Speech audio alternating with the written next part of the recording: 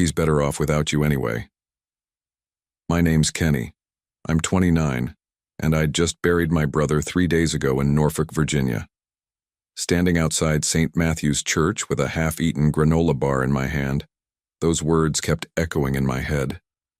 My stepfather had whispered them during the service, thinking I couldn't hear. The homeless man in the wheelchair sat by the church steps, quiet as stone. His weathered hands rested on the armrests, and his eyes followed the last of the funeral crowd as they dispersed. I walked over and handed him my snack without thinking much about it. Just seemed like the right thing to do. "Thanks, son," he said, his voice rough but kind. He took the granola bar and studied my face for a long moment. Then he reached into his jacket and pulled out a small white card. "Take this." I looked at the card. Plain white, no writing on the front. The man leaned forward and his eyes locked onto mine. "Reckoning awaits," he said, barely above a whisper. "Your stepfather will pay." The words hit me like cold water. I stared at him, trying to process what he'd just said. Before I could ask what he meant, he rolled his wheelchair away, disappearing around the corner of the church building. I stood there holding the card, feeling something twist in my stomach. The man had never seen me before, never met my family. How did he know about Gerald? How did he know Gerald was my stepfather? I flipped the card over. Written in neat handwriting were just 2 words. Tonight. Listen. Walking to my truck, I kept thinking about Gerald's behavior over the past week. How he'd insisted on handling all the funeral arrangements. How he'd made decisions about my brother's burial without asking me. How he'd stood at the graveside acting like the grieving father, when he'd barely spoken to Thomas in years. Something had been eating at me since Thomas died. The way Gerald controlled every detail. The way he'd dismissed my questions about the insurance money. The way he'd looked almost relieved when the doctor called time of death. I'd always known Gerald was self-serving. My mom married him when I was 12 and Thomas was 10. He'd moved into our house, taken over our lives, and slowly pushed us to the sidelines. But this felt different. Darker. That night I sat in my living room staring at the white card. The man's words played over and over in my head. At exactly 9 p.m., someone knocked on my front door. Gerald had been in our lives for 17 years. When my mom died of cancer 5 years ago, he inherited everything. The house, the insurance money, even the small business my real father had started before he died in a construction accident. Thomas and I never questioned it. We were young when Mom got sick and Gerald handled all the paperwork, all the legal stuff. He told us it was complicated, that everything would be sorted out eventually. We trusted him because Mom had trusted him. But Thomas started asking questions last year. He'd been working construction, saving money, planning to buy a piece of land outside the city. He wanted to build something of his own, start fresh. When he asked Gerald about getting his inheritance from Mom's estate, Gerald got defensive. "There's nothing left," Gerald had told him. "Medical bills ate up everything." That didn't sit right with Thomas. Our mom had good insurance through her job at the hospital. She'd always been careful with money. Thomas started digging around, making phone calls, trying to get copies of documents. Gerald didn't like that. He started avoiding Thomas, making excuses when my brother called. Family dinners became tense affairs where Gerald would change the subject anytime Thomas brought up money or the estate. 3 weeks ago, Thomas called me at midnight. He was excited, talking fast. "Kenny, I found something," he'd said. "Gerald's been lying to us. Mom's life insurance policy was worth $400,000. The house was paid off. There should have been money left over."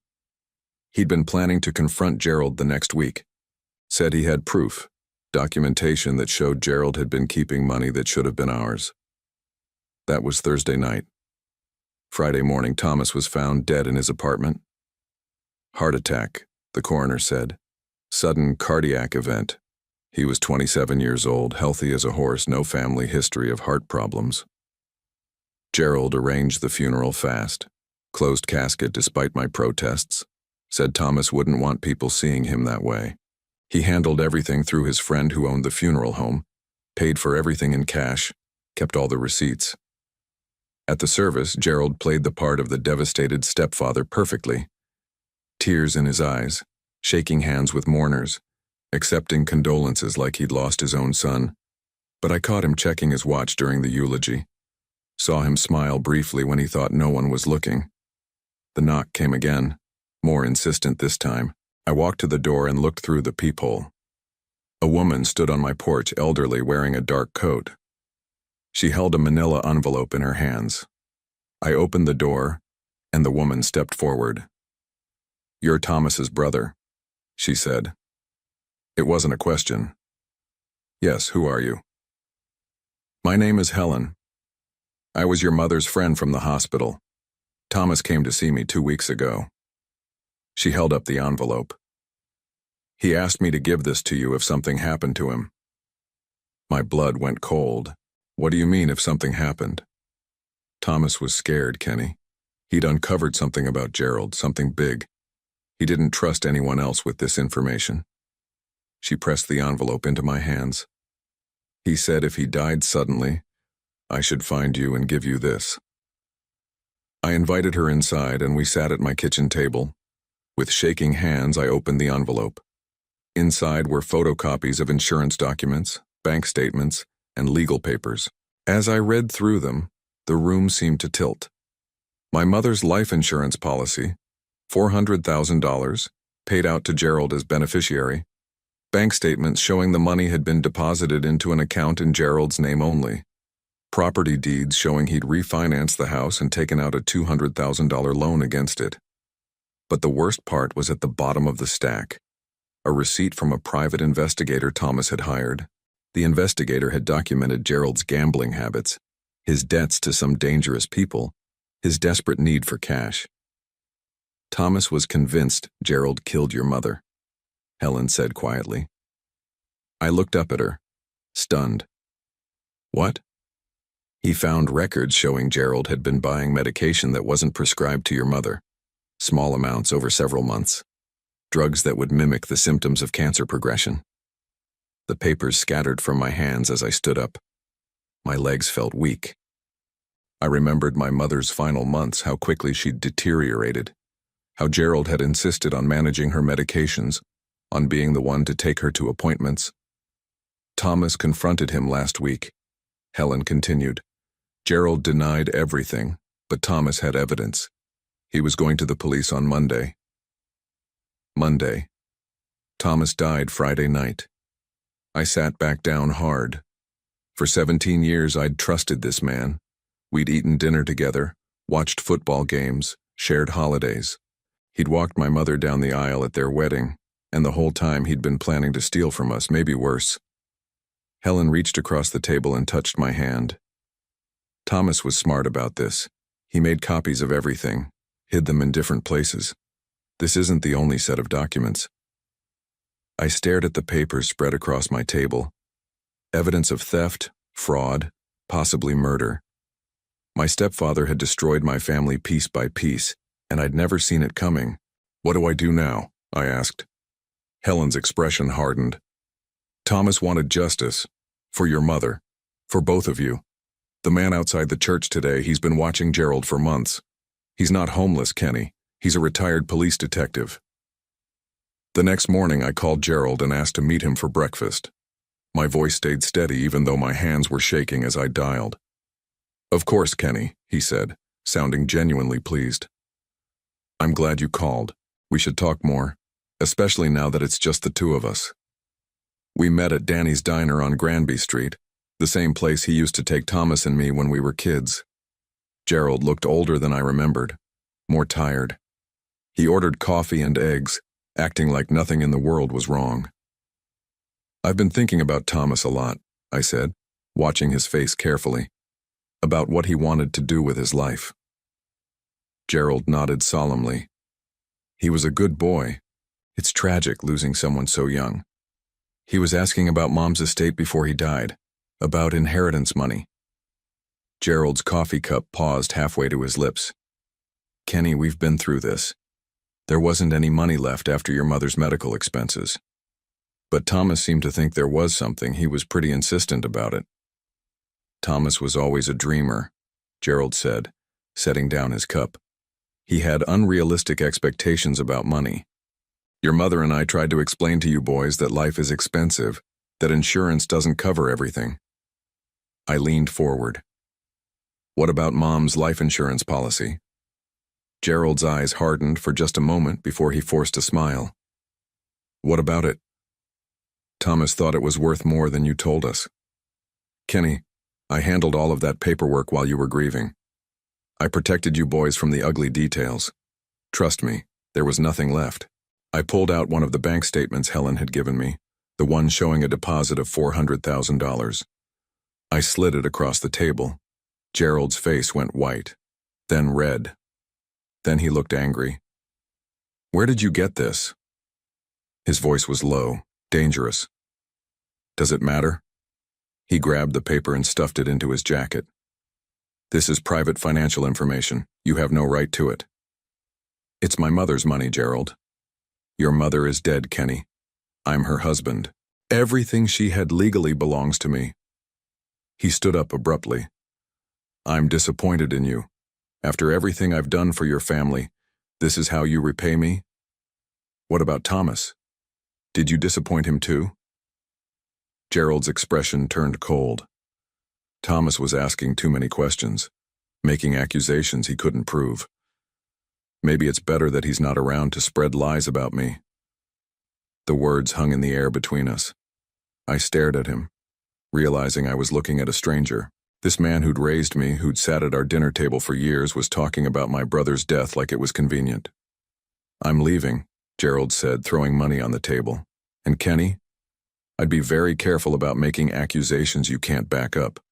The police might start wondering why you're so interested in Thomas's sudden death. They might think you had something to gain from it. He walked out of the diner, leaving me sitting there with my heart pounding. I'd pushed too hard, too fast. Now Gerald knew I suspected something and he'd just threatened me. I pulled out my phone and called the number Helen had given me for the retired detective. It went straight to voicemail. When I got home, my front door was standing open. I walked through my house carefully, checking every room. Nothing seemed to be missing, but everything felt wrong. Someone had been here, searching through my things. On my kitchen table was a single photo. Thomas and me at his high school graduation. Someone had drawn a red X over my face. That afternoon, Helen called and asked me to meet her at Riverside Park. She sounded nervous, kept looking over her shoulder as we walked along the water. Detective Williams wants to meet with you tonight, she said. The man from the church, his name is Bobby. He's been investigating Gerald for 8 months. 8 months? Why? Because Thomas wasn't the first person to die after asking questions about Gerald's finances. She handed me another envelope, thicker than the first one. Inside were newspaper clippings, death certificates, insurance claims, all connected to Gerald. His first wife died in a car accident 12 years ago. Single vehicle crash, no witnesses. Gerald collected $200,000 in life insurance. Helen pointed to one of the articles. 6 months later, his business partner had a heart attack. Gerald bought out his share of their trucking company for pennies on the dollar. My hands were shaking as I read through the documents. How many people? At least 4 that Bobby can prove. All of them died right after they started asking Gerald uncomfortable questions about money. The pattern was clear. Gerald would marry into families or form business partnerships, gain people's trust, then systematically steal from them. When someone got too close to the truth, they had accidents, heart attacks, car crashes, sudden deaths that looked natural. My mother, I said quietly. Bobby thinks Gerald poisoned her slowly over months, made it look like cancer progression. The drugs Thomas found evidence of, they would have caused the exact symptoms she experienced. I sat down hard on a park bench. Why hasn't Bobby gone to the police? He tried. Gerald's smart. He never leaves obvious evidence. The deaths are always spaced out. Different cities, different methods. Bobby was a detective in Richmond when Gerald's business partner died. He suspected something then, but couldn't prove it. Helen sat next to me. Bobby's been following Gerald ever since, building a case. When Thomas contacted that private investigator, Bobby knew Gerald would move against him. He tried to warn Thomas, but it was too late. So what's the plan? Gerald's getting desperate. Bobby's been applying pressure, asking questions around town. Gerald knows someone's watching him. He'll make a mistake soon. A car pulled up to the parking area. Gerald's black sedan. He got out and started walking toward us. He's following you, Helen whispered. Act natural. Gerald approached with a friendly smile, but his eyes were cold. Kenny, what a coincidence. Helen, isn't it? I remember you from the hospital. Helen nodded politely. Hello, Gerald. I was just telling Kenny some stories about his mother. That's nice, his mother was a wonderful woman. Gerald's hand rested on my shoulder, squeezing just a little too hard. Kenny, I hoped we could finish our conversation from this morning. Maybe you could come by the house tonight, for dinner.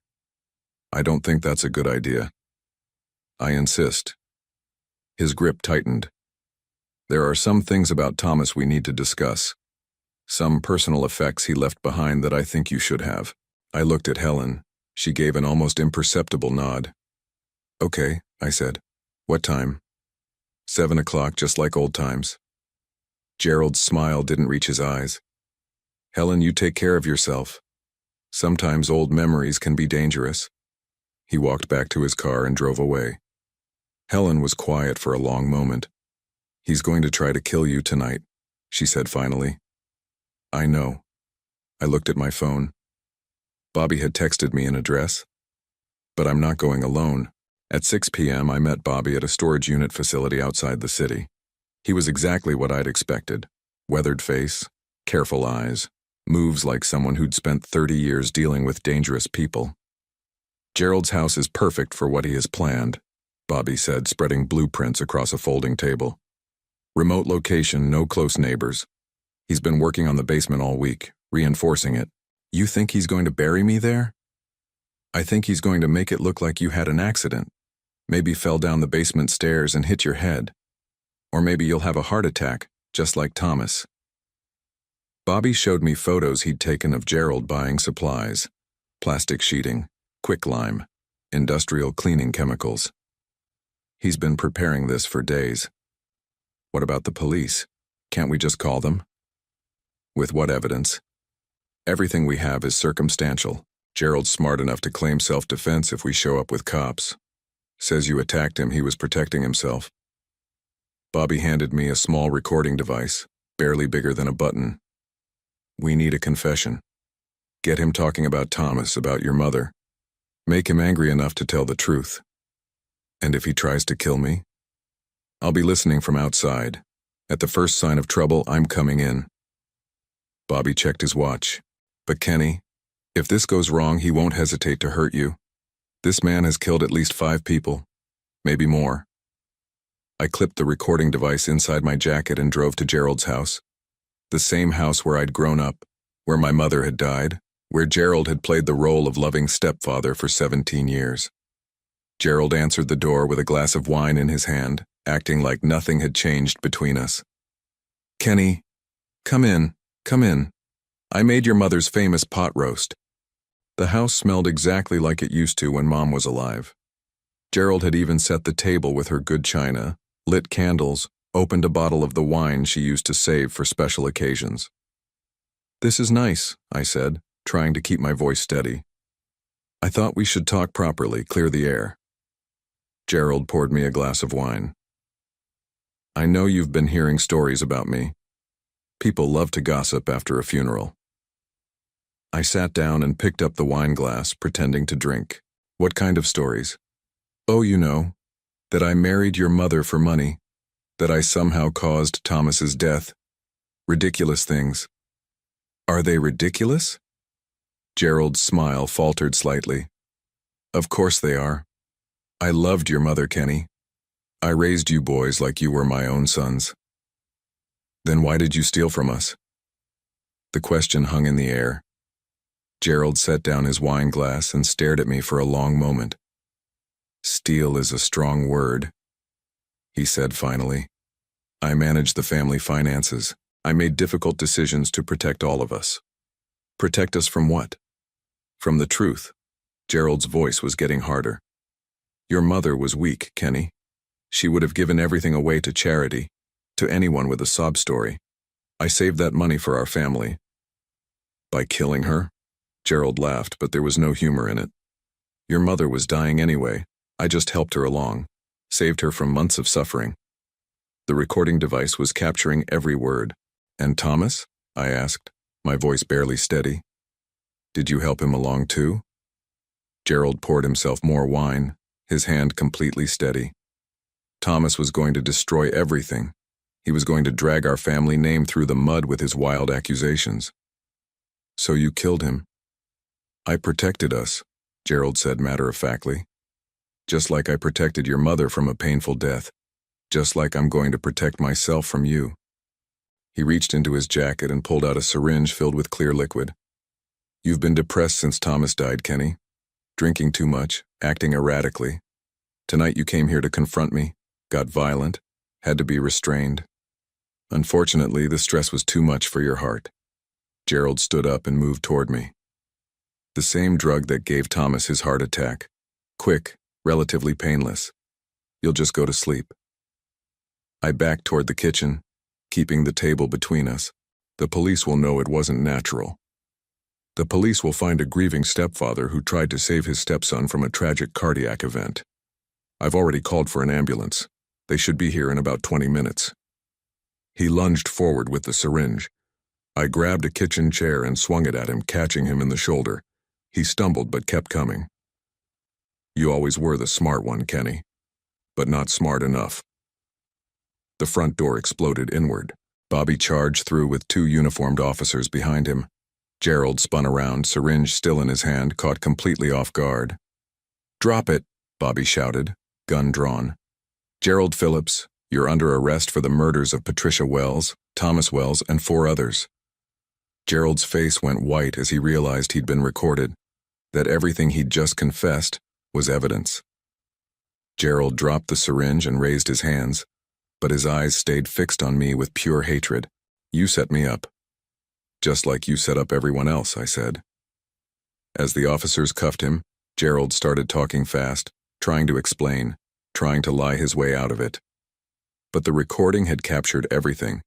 His casual admission of murder, his detailed knowledge of how he'd killed Thomas, his complete lack of remorse. Gerald Phillips, Bobby said formally, you're under arrest for first-degree murder, conspiracy to commit murder, insurance fraud, and theft. You have the right to remain silent. They led him to the patrol car and I watched through the window as they drove away. The man who'd raised me, who'd sat at our family table, who'd held my mother's hand as she died, was finally facing justice. 3 months later, Gerald pleaded guilty to avoid the death penalty. He got life in prison without parole. The trial revealed the full scope of his crimes. 6 murders over 12 years, over $1 million in stolen money and fraudulent insurance claims. I used the settlement money from Mom's estate to start a foundation in Thomas's name, helping families investigate suspicious deaths of their loved ones. Bobby came out of retirement to run the investigation department. The house where we'd grown up, I sold it, and never looked back.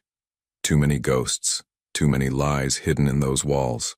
6 months after Gerald's sentencing, I was driving through Richmond when I stopped at a traffic light. In the crosswalk, I saw an elderly man in a wheelchair. He looked up at me and nodded once, then continued across the street.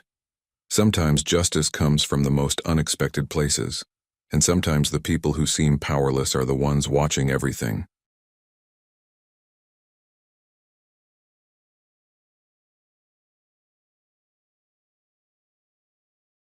Absolutely ridiculous. This will never work. My name is Lewis. I was 37 years old and I had spent the last 9 years building the logistics division at Oakspire Freight in Louisville, Kentucky. I sat in that boardroom while my boss Gerald laughed at the presentation I had been working on for 8 months. The other executives joined in. Polite chuckles at first, then genuine mockery.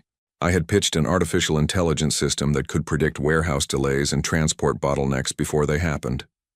Real-time monitoring, pattern recognition, machine learning that got smarter with every shipment.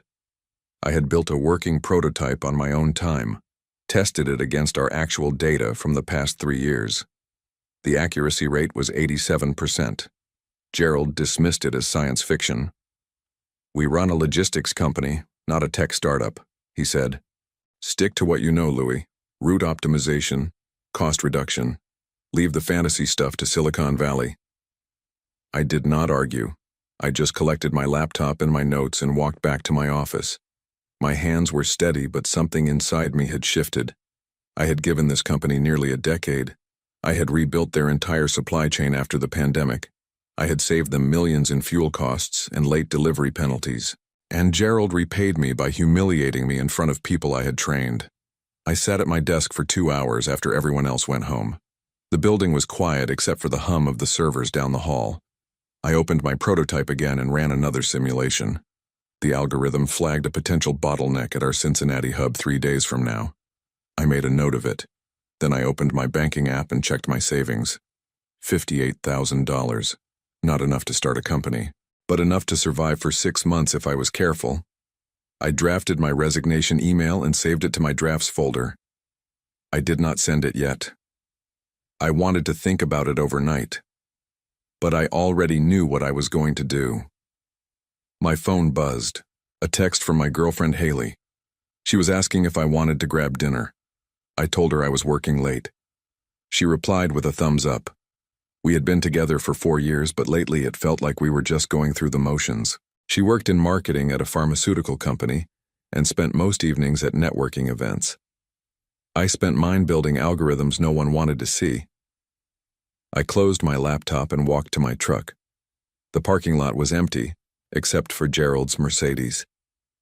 I drove home wondering how many other people he had crushed like this. I had started at Oakspire right after my father passed away. He had been a long-haul trucker for 30 years before his heart gave out on Interstate 65. I was 28 and drifting between warehouse jobs when Gerald hired me as a logistics coordinator. He saw something in me back then. Or maybe he just needed someone cheap. I moved up quickly.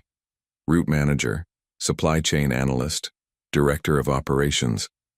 I worked 70-hour weeks and never complained. When the company nearly collapsed during the supply chain crisis, I was the one who kept everything moving. I renegotiated contracts. I found alternate suppliers. I built relationships with drivers who would take routes no one else wanted. Gerald took credit for all of it. He presented my solutions to investors as his own ideas. He gave interviews to trade magazines and never mentioned my name. I told myself it did not matter. I was learning. I was building something. But every time I pitched a new initiative, he found a way to undermine it. The artificial intelligence project was the breaking point. I had spent months researching machine learning frameworks. I taught myself Python and TensorFlow. I ran simulations until 3 in the morning. The prototype was crude, but functional. It could predict delays based on weather patterns, traffic data, historical shipping records, and real-time GPS tracking. I had tested it against our worst quarter from 2 years ago, and it would have prevented 60% of our late deliveries. Gerald had promised me 15 minutes at the quarterly board meeting. He gave me 8. He interrupted me 4 times. When I showed the accuracy metrics, he said the data was cherry-picked. When I demonstrated the interface, he said it looked like a video game. The other executives followed his lead. Only one person stayed quiet. James. He was the chief financial officer, and he had always been fair to me.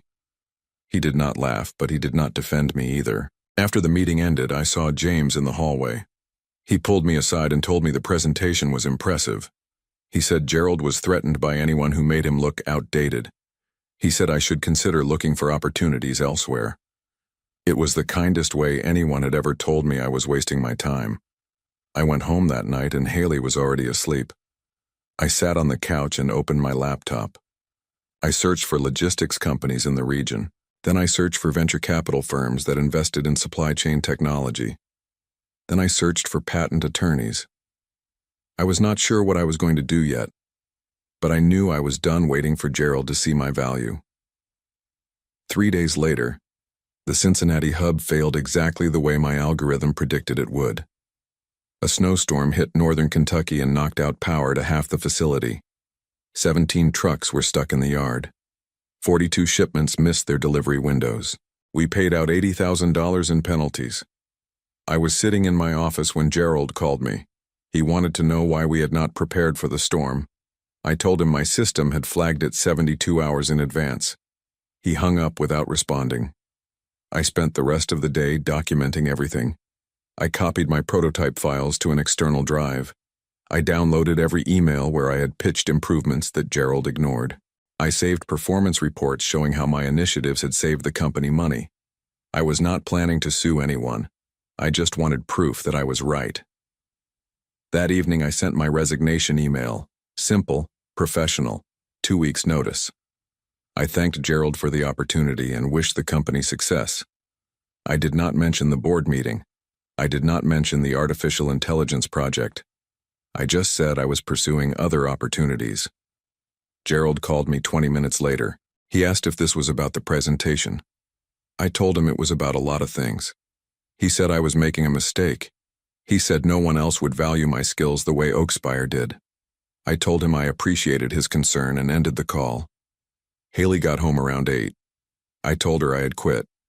She stared at me for a long time. Then she asked what I was going to do. I told her I was starting my own company. She asked if I had investors. I told her not yet. She asked if I had clients. I told her I would find them. She nodded slowly and went to the bedroom. We did not talk about it again that night. I stayed up until 2 in the morning refining my prototype. I built a demo version that could run on any laptop. I created a presentation that explained the technology without technical jargon. I researched every mid-sized logistics company in the region and identified the ones struggling with delivery accuracy. Then I started drafting cold emails. The first week after I left Oakspire, I sent 47 emails. I got 3 responses. 2 were polite rejections. 1 was from a company called Frosthold Logistics in Indianapolis. They were interested in seeing a demo. I scheduled a meeting for the following Tuesday. I drove to Indianapolis in my truck. It was a 2-hour trip through flat farmland and industrial suburbs. I thought about my father the whole way. He used to say the only thing that mattered in this business was keeping your word. If you said a shipment would arrive on time, it had to arrive on time. Everything else was just noise. I was about to find out if he was right. The meeting at Frosthold went well. Their operations director was a woman named Vanessa, who had been in logistics for 20 years. She listened to my pitch without interrupting.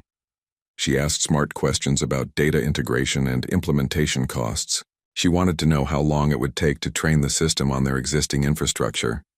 I told her 6 weeks for basic functionality, 3 months for full optimization. She asked about pricing. I gave her a number that was probably too low, but I needed a client. She said she would discuss it with her team and get back to me within a week. I drove home feeling cautiously optimistic. It was not a signed contract, but it was more than I had yesterday. I stopped at a diner outside of Indianapolis and ordered coffee and a burger. I sat in a corner booth and started planning my next moves. If Frosthold signed on, I would need to incorporate. I would need insurance. I would need to hire at least 1 developer to help me build out the full system. My phone rang while I was eating. It was James from Oakspire. He asked if I had a minute to talk. I told him sure. He said he had been thinking about my presentation. He said he had looked at the Cincinnati failure and realized my algorithm would have prevented it. He asked if I was serious about starting my own company. I told him I was. He asked if I had funding. I told him not yet. He said he might be able to help. He knew some people who invested in logistics technology. He could make introductions if I was interested. I thanked him and told him I would take any help I could get. He said he would send me some names by the end of the week. 2 days later, Vanessa called. Frosthold wanted to move forward. They were offering a 6-month pilot contract, $20,000. It was not enough to live on, but it was a start. I signed the contract that afternoon. I spent the next month working 16-hour days. I rented a small office space above a sandwich shop in Louisville. I hired a freelance developer named Ethan, who specialized in machine learning. We integrated my prototype with Frosthold's shipping data and started running live tests. The results were promising. We caught delays before they cascaded. We rerouted shipments around traffic accidents and weather events. By week 4, Frosthold's on-time delivery rate had improved by 12%. Vanessa was impressed. She asked if I could scale the system to handle twice as many shipments. I told her yes. She said Frosthold was considering bringing me on as their primary logistics technology partner. It would mean a bigger contract, possibly equity. She wanted to present the idea to their executive team in 6 weeks. I was optimistic, but I also knew I was running out of money. My savings were down to $32,000. The office rent was eating into my budget. Ethan was working for a reduced rate, but he would need to be paid properly if this went long term. I needed another client, or I needed Frosthold to commit faster. James sent me a list of 3 venture capital firms that invested in supply chain technology. I reached out to all of them. 2 ignored me. 1 agreed to a phone call. The partner I spoke with was polite but uninterested. He said the market was crowded. He said I needed more than 1 client to prove the concept. He wished me luck and hung up. I sat in my empty office and stared at the wall. This was harder than I thought it would be. I decided to reach out to Oakspire's competitors, not out of spite, just practicality. I knew their pain points. I knew their shipping volumes and their failure rates. I knew which companies were struggling and which ones had money to invest in new technology. The first company I targeted was Bramthorne Supply in Cincinnati. They were one of the largest regional freight companies, and they had lost 2 major clients in the past year due to delivery failures.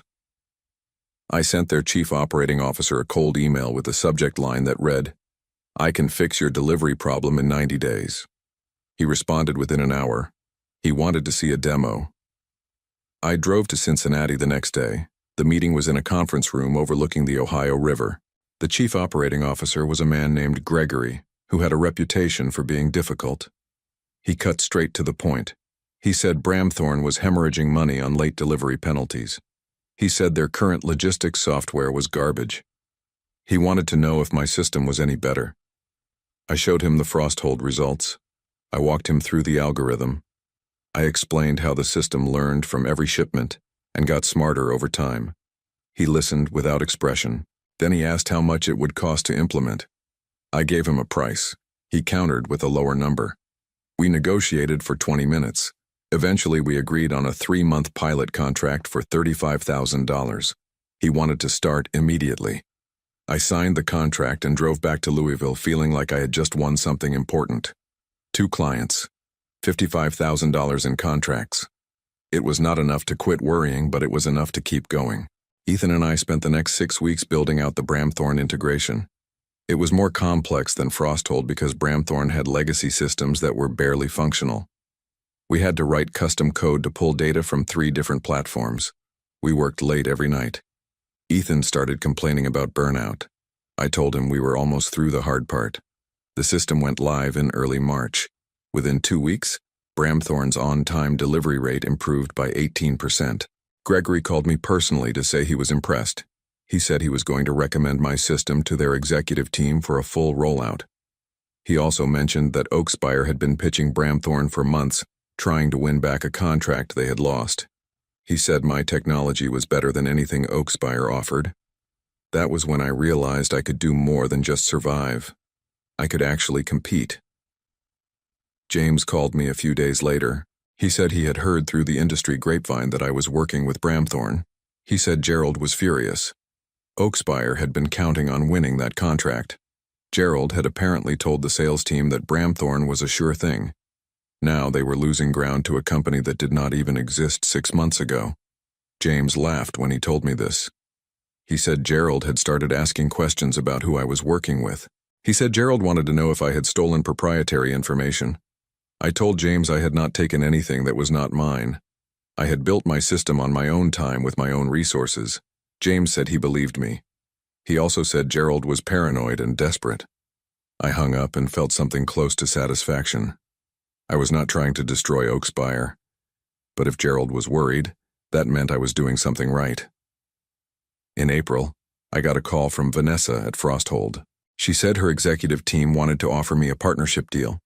They would invest $200,000 in my company in exchange for 20% equity. They also wanted an exclusive contract to use my technology for their entire shipping network. It was a good offer, maybe too good. I told her I needed to think about it. She said they needed an answer within 2 weeks. I met with a lawyer to review the terms. He said the equity stake was reasonable. He also said I should negotiate for a higher valuation. I told him I did not have leverage. He disagreed. He said I had proven the technology worked. I had 2 clients who were seeing real results. That was worth something. I called Vanessa back and asked if Frosthold would consider 15% equity instead of 20%. She said no. But she offered to increase the investment to $250,000. I accepted. The contract was signed in late April. I used the money to hire 2 more developers and move into a real office space. I also started reaching out to bigger clients, national freight companies, logistics firms with operations in multiple states. I was not just selling software anymore. I was selling a competitive advantage. One of those companies was Hollowgate Systems in Chicago. They were one of Oakspire's biggest clients. They handled shipping for major retailers, and their delivery accuracy was critical. I sent their logistics director a pitch email.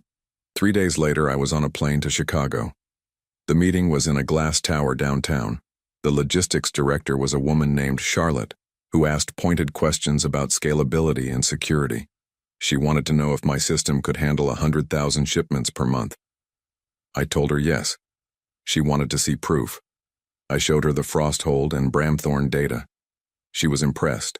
Charlotte said Hollowgate was currently working with Oakspire, but they were not happy with the results. Their on-time delivery rate had dropped to 74% over the past year. They were paying significant penalties. She said if I could improve that rate by 15% within 4 months, Hollowgate would sign a long-term contract. I told her I could do it in 3 months. She smiled and said she liked confidence. We shook hands and I flew back to Louisville. Ethan and I started building the Hollowgate integration immediately. It was the most complex project we had taken on. Hollowgate shipped everything from electronics to industrial equipment. Their routes covered 38 states. The data volume was massive. We had to design the system to process real-time information from thousands of trucks simultaneously. It took 6 weeks to build, another 2 weeks to test. By early June, the system was live. Within the first month, Hollowgate's on-time delivery rate jumped to 89%. Charlotte called me and said the executive team was thrilled. They wanted to sign a 3-year contract. The deal was worth $1.2 million. I hung up the phone and sat in my office for a long time. I thought about the board meeting where Gerald had laughed at my presentation. I thought about the 8 months I had spent building something no one believed in. I thought about my father and the 30 years he spent driving trucks so I could have a better life. I was 37 years old, and I had just landed the biggest deal of my career. And Gerald had no idea it was coming. Hollowgate dropped Oakspire in July. The news spread through the industry within hours. I got a call from James that evening. He said Gerald had been in a meeting with investors when he found out. He said Gerald threw a chair. He said the company was in panic mode because Hollowgate represented 18% of their annual revenue.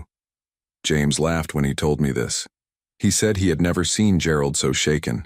He said Oakspire was scrambling to find replacement contracts, but everyone in the region knew they were bleeding clients. Bramthorn had already moved on. 2 other mid-sized companies had switched to competitors. Gerald was blaming the sales team. He was blaming the technology department. He was blaming everyone except himself. I did not gloat. I just thanked James for keeping me updated. He said he was thinking about leaving Oakspire. He said the company was sinking, and he did not want to go down with it. I told him to call me if he wanted to talk about opportunities. 2 weeks later, Oakspire announced they were downsizing. 15 people were laid off. Gerald took a pay cut to avoid bankruptcy. The company lost their lease on their main warehouse and had to consolidate operations into a smaller facility. Their stock price dropped by 40%. I heard through the grapevine that Gerald had tried to pitch investors on a new logistics technology platform. He claimed it was proprietary and groundbreaking. The investors asked to see a demo. He could not provide one. They walked away.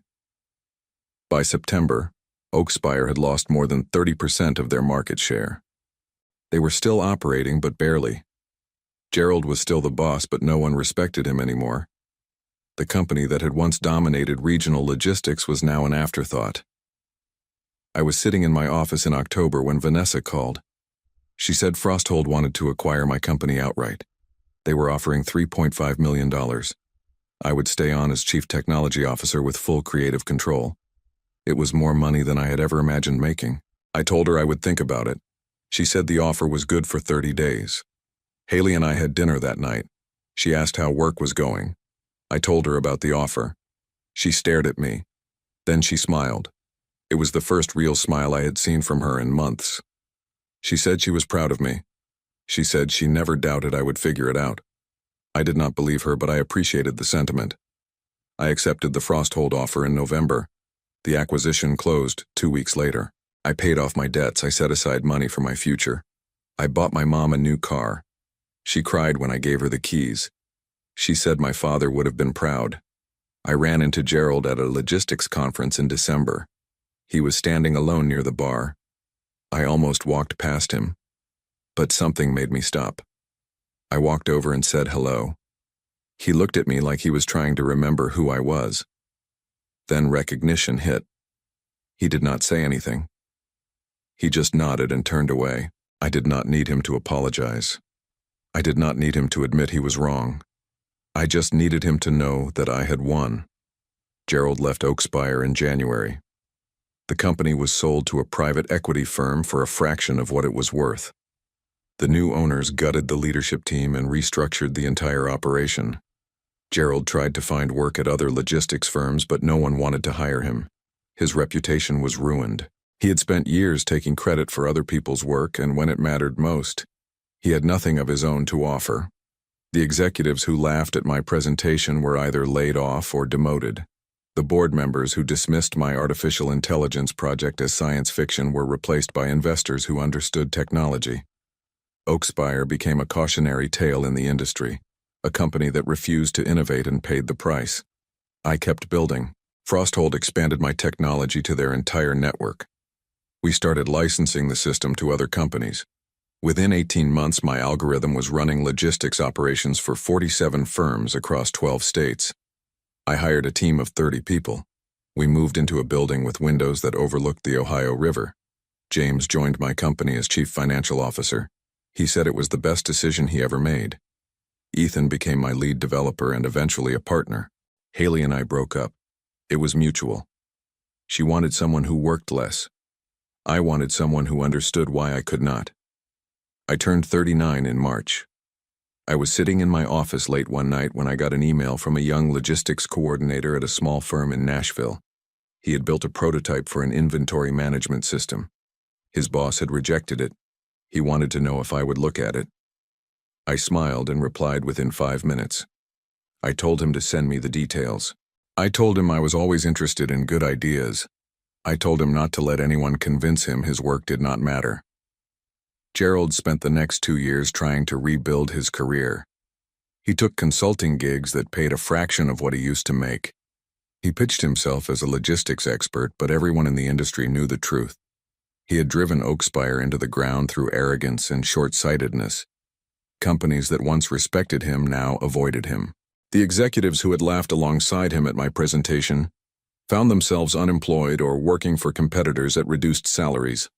The board members who had dismissed innovation as fantasy watched their investments crumble. They had all bet on the wrong horse, and the industry remembered. I heard Gerald tried to start his own consulting firm, but it folded within 8 months. No clients, no credibility, no second chances. He had spent decades building a reputation and destroyed it in less than 2 years. The man who had mocked my artificial intelligence project as science fiction was now irrelevant in an industry that had moved on without him. Meanwhile, my system kept evolving. We added predictive maintenance features. We integrated with autonomous vehicle networks. We expanded into international shipping. The algorithm that Gerald had laughed at now processed millions of data points every day and saved companies hundreds of millions in efficiency gains. Frosthold's investment had grown 20-fold. Other firms were paying premium prices just to get on our waiting list. I bought a house on a quiet street near Cherokee Park. Nothing flashy, just a place with a garage where I could work on projects without distractions. I adopted a dog from the shelter, a mutt named Hudson, who had been abandoned by his previous owner. We understood each other. Some nights I still worked until 2 in the morning. Not because I had to, because I wanted to. Because building something from nothing was the only thing that ever made sense to me. I thought about my father often, about the long hours he spent on the road, about the way he never complained even when his back hurt and his eyes were tired. He taught me that the work was the reward, that proving yourself was not about what other people thought. It was about knowing you did not quit when it mattered most. I kept that lesson close. It was the only thing that got me through the board meeting, through the resignation, through the months of uncertainty when I had no idea if any of this would work.